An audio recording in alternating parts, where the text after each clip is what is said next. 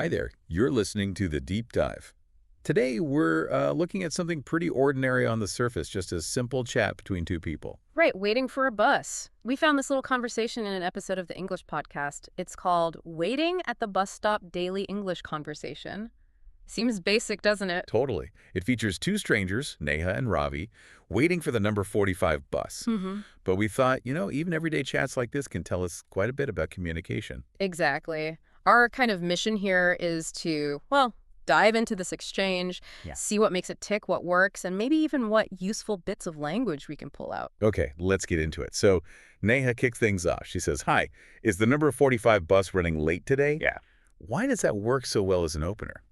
Well, it's just, it's smart because it's about their shared situation, right? They're both there waiting. Maybe the bus is late. Hmm. It immediately creates like a little connection. Plus, it's polite. It's asking for information. It's Yeah. not demanding or anything. Just a really natural, low pressure start. Yeah, like acknowledging the shared space, the shared problem almost. Precisely. There's this sort of unspoken agreement when you're commuting, isn't there? That you might share info. Okay, so Ravi responds. He says, "Yeah, I think so. I've been waiting for about 15 minutes now." And that does a couple of things. First, he confirms her feeling. Yeah, I think so. Yeah. Then he adds his own piece of data, the 15 minutes. Which validates her question. Exactly. It says, yep, you're right to ask. I'm experiencing it too.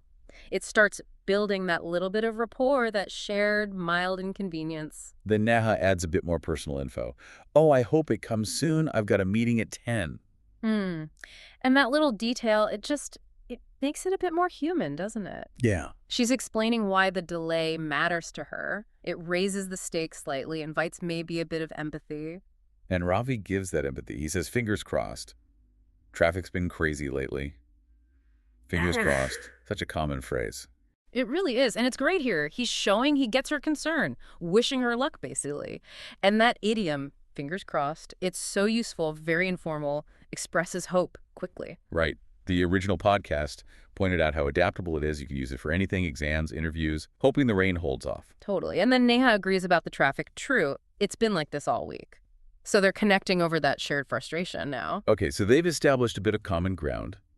Then Ravi pivots. He asks, "By the way, does the 45 stop near City Mall?" Quite direct. Yeah, but it feels natural now, doesn't it? They've had that little warm-up chat. So asking for specific, practical information feels okay. It's clear, efficient. And Neha's answer is helpful. "Yes, it does. That's actually where I'm getting off." See, and that little extra bit, that's where I'm getting off.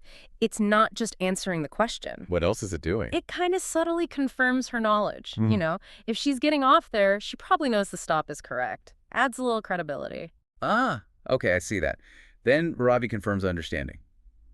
"Perfect. Then I'm on the right bus. Thanks." Simple, clear confirmation. He got the info, it solves his problem, and he says thanks. Basic politeness, but important. Followed by Neha's "no problem," and then the resolution. Ravi spots the bus. "I think that's our bus." And Neha's relief. Finally.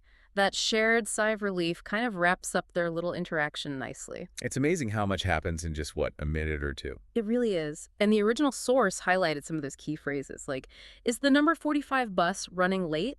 You could adapt that for any train, any flight. Yeah, or "I've been waiting for X minutes." Useful for waiting rooms, queues, anything. Expressing duration. Definitely. And does it stop near bus? Again, super adaptable for directions, different transport. And Ravi's confirmation, "Then I'm on the right bus."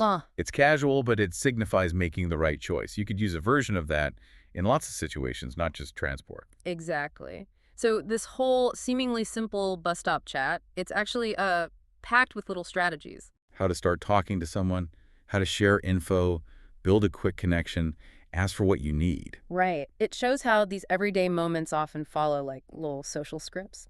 And they contain really practical language nuggets. So maybe the takeaway for you listening is that even the most mundane chats have these layers. Yeah, definitely. It makes you wonder, doesn't it? Think about all those tiny interactions you have. Waiting in line for coffee, maybe a quick word with a neighbor. What subtle information is being passed back and forth? What little connections are forming, maybe without you even noticing? What other simple conversations could actually teach us a surprising amount about how we communicate? Something to think about.